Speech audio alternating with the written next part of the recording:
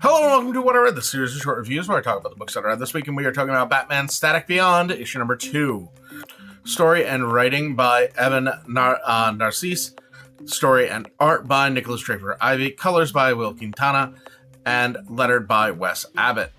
And if issue number 1 proved that this creative team can work with the nostalgia of Batman Beyond and Static Shock, this proved it can really work with the cyberpunk aesthetic. The art here is incredible. The pages seem to glow. It's amazing.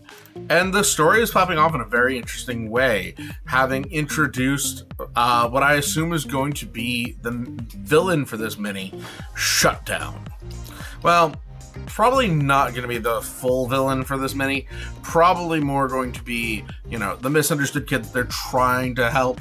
But I'm getting ahead of myself. Melvin Kim is a classmate of Terry's who is against the Q-Grid, this cheap energy source that Static is behind, in part because it relies on Q-Juice, which when exposed to humans, can create horrific mutations. And in the last issue, he got exposed to Q-Juice, and now he is driven into incredible pain by the presence of technology. And he appears to have the ability to shut down technology. We're still not 100% sure on what his powers do and how they're used, but I'm sure we'll get more information on that later. But especially after what happened to him, he is extra motivated to make sure that this never happens to anyone else.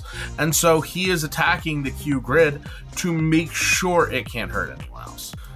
So he is a very sympathetic character, especially when, they point out that the reason that the Q-Grid is being developed is because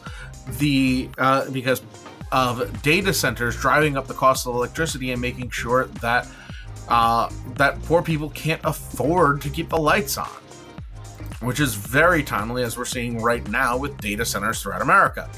It'll be interesting to see going forward how this creative team approaches this friction with technology, especially with energy technology.